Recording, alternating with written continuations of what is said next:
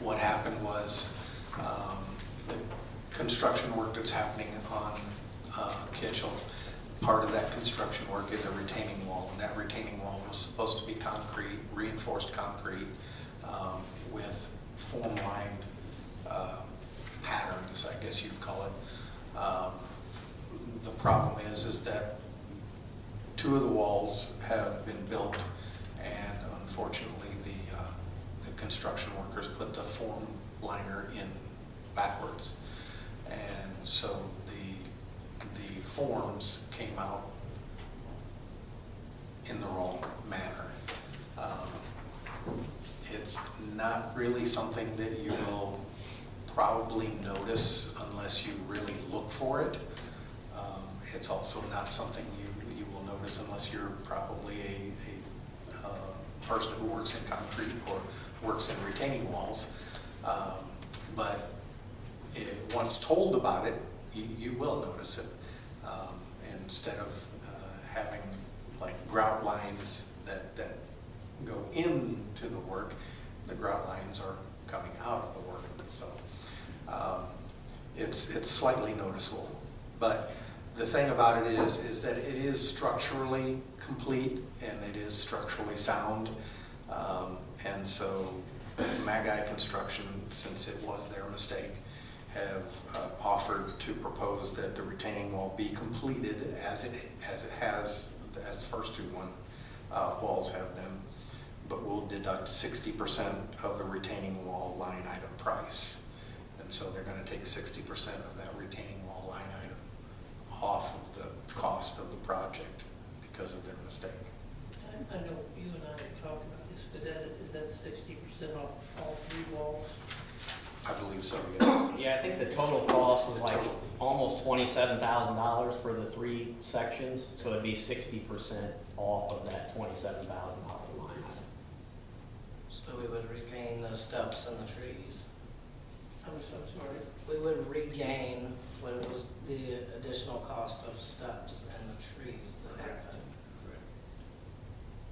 Could I also say that maybe this company be sent a letter that they're on notice that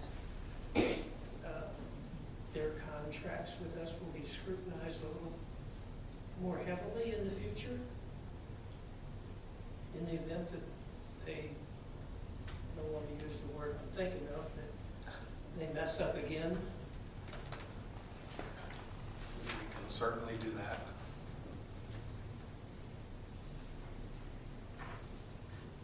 Maybe after the project's finished. I'm sorry. Maybe after the project's finished. Yeah, Yes. prior to them bidding on another project. Right. Okay. Just to clarify. Yes. What are everyone's thoughts on this? There was the Shot Creek difference as well. Does anybody have anything they want to? I don't like, visually I think it looks unattractive, very unattractive. But this is the option that they've given us. So I talked to Jason. I would like to see him tear it down and us do a stacked wall. I think it would look much better. However, this is the option. I doubt that we'll be able to go back and give them any alternative. So it seems to me this is what we'll have to deal with, like it or not. I think in most cases, when you drive down that road, maybe the first month or two, you might say, oh, look, there's a retaining wall there now, but you're driving, you want to focus on your driving, you're not going to notice that they messed it up. I mean, it's, as told Mr. Stolberg, it's like having a grandfather's clock in your house. Eventually, you don't hear it anymore. And you're not going to see the wall anymore after a while. Yeah, it's messed up. It's hideous by any means.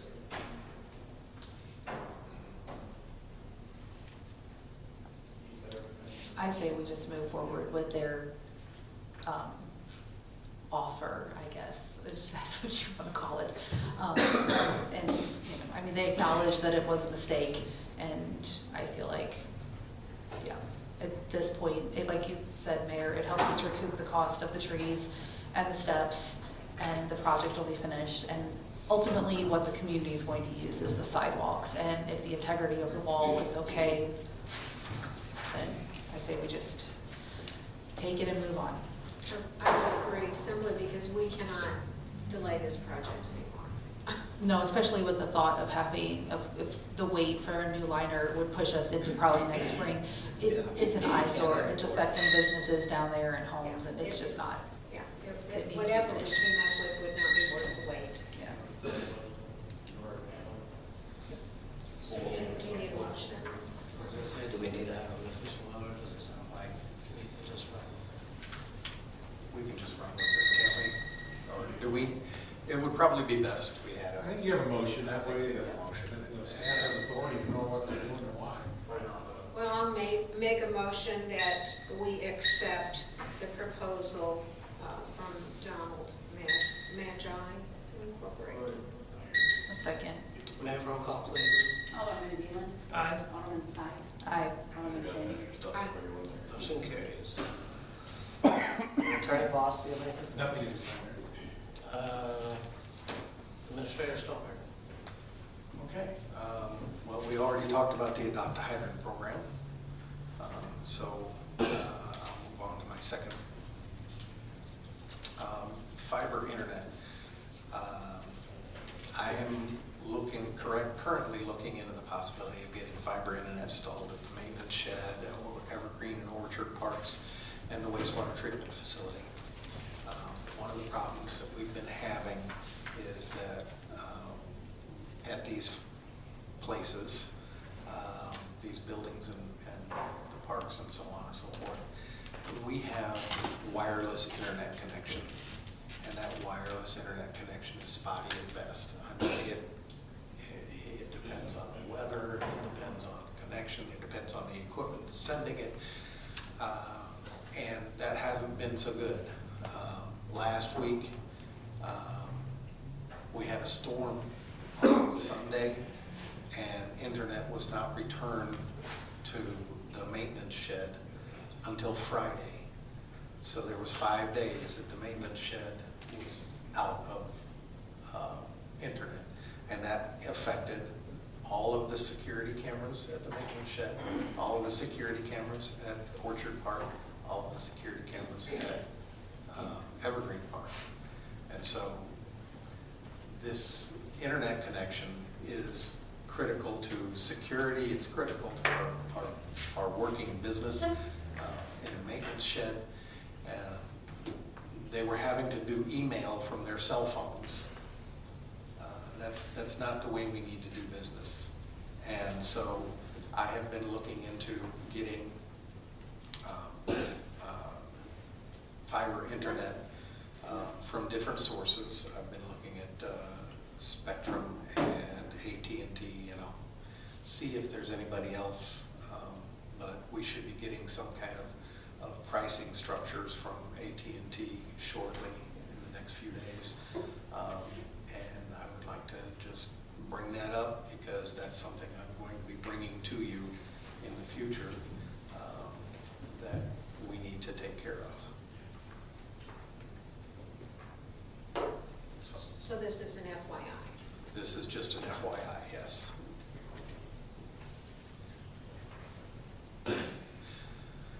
And if nobody's got anything to say about that, we need a full-time parks position, and we need someone to fill it. We haven't had a whole lot of luck. We've had a few applications, but nobody really qualified to do it. I would like to open this up again. Something that I haven't done that I probably should have done previously is open it up to current employees. That may not bode well with other departments if one of their employees decides to go and be a participant in the process. But we need somebody good and reliable to fill this position. Currently, we have 2 part-time persons, and they're doing a great job, but they're limited as to what they can do part-time, and they don't want the full-time position. And so, the other problem with our full-time parks position is the salary. It's really hard to get somebody of the caliber that we need for $16 an hour. When you can get $15 an hour at McDonald's.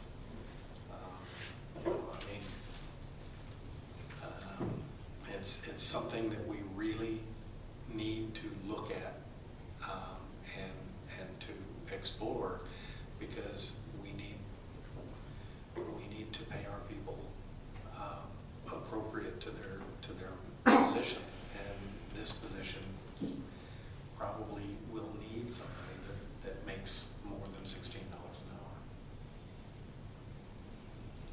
This would be in addition to our 2 part-time people?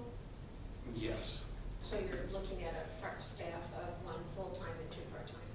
Well, the 2 part-time people are not part-time, permanent part-time. They will not be there forever. Okay.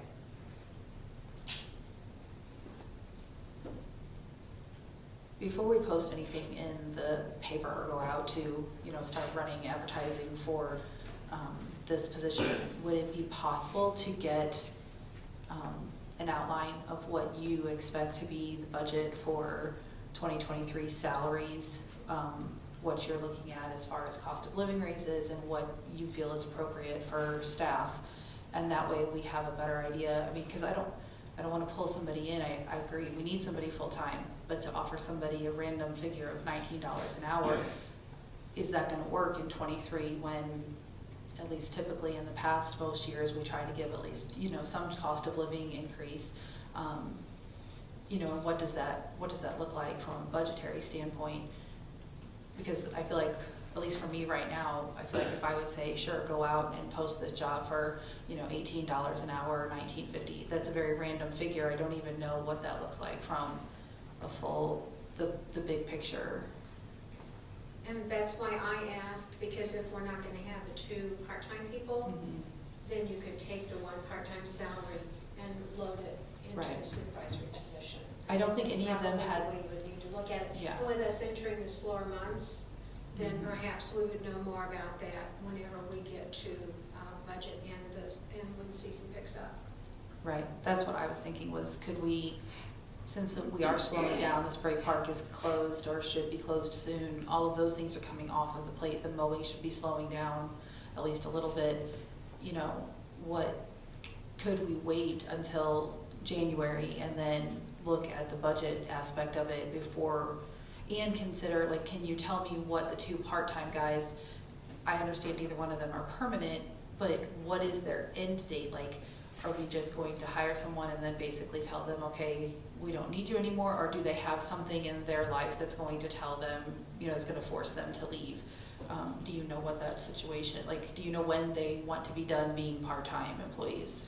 I don't know at this point, but Okay. I will talk to them and find out what their plans are. And I can also work up a preliminary salary for the budget. I won't be able to have that for the next meeting, but I could probably get that to you in October. Do you feel like from an administrative standpoint that if we wait until the new year to bring in a full-time park employee, that we can maintain? Honestly, I was in Orchard Park a week and a half ago, 2 weeks ago, and I thought it looked phenomenal. Like, I was super impressed. So I feel like they're at least treading water okay. They are, but I don't know how long they're going to tread water. That's the question. And I think you hit the nail on the head. What's their end state? What's their the end of what they want to do? And so I think that's the thing that we'll need to do, is figure out how long they plan to be here and go from there. expect them to be here to the end of the year, though. Yeah, I know the one, I think, was just stepping in to help us out with, Right, and that was my memory also, yeah. yeah. Would we still need a part-time person even after we hire a competent We would. supervisor? We would. And we would probably also need seasonal part-time hires for just upkeep and maintenance during the summertime. Because there's some things that just one person can't do. Absolutely, and I do believe that we need at least 2 people in the park on a regular basis, and then seasonal in addition to that. Absolutely. In what you've written, the things that stick out to me are the person would be able to develop and maintain the budget, schedule, make repairs, schedule maintenance and replacement of equipment, work on grants and other duties. Take work on grants out of that, just those other things. You know, the scheduling has not been done.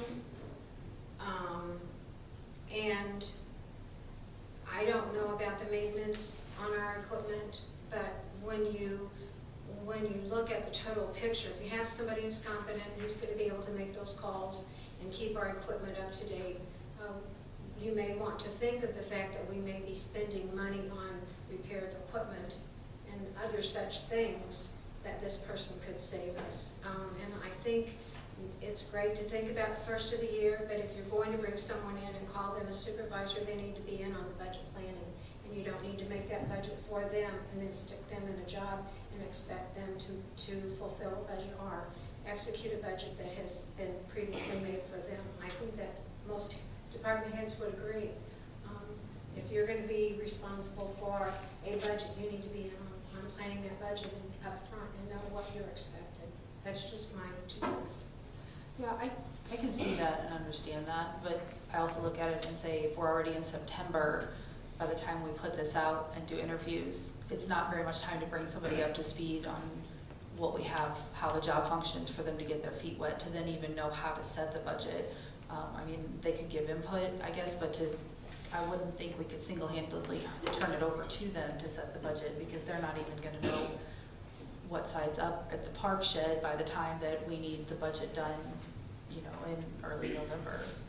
Probably not, but to bring them on in January, the process is totally already over. Right. And if you started in January, you're looking into almost the busy time for us to bring somebody on board. And I think they need to be on board before that. So they are in on the bidding process. How are we going to get our lawns mowed?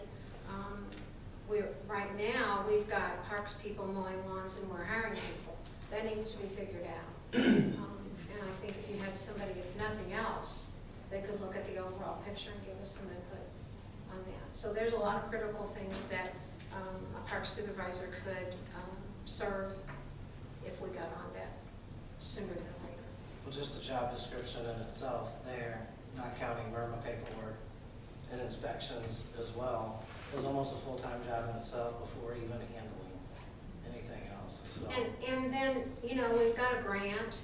You're very familiar with that. We've got a grant that's going to be coming in, and I will be totally giving pushback if we are adding more things to our parks for people to maintain when we do not have the people to do that. I can't see spending money to match a grant if we can't even take care of what we have, and we're asking people to take on more. We need to, I mean, we're getting the cart before the horse. I don't know when that's going to come in, but I think we better be prepared if we're going to add more equipment to our parks. That means more maintenance for people, and we can't have it looking like Evergreen has looked for the past 2 or 3 weeks.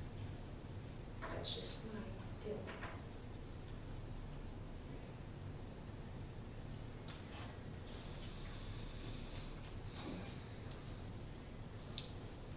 Okay.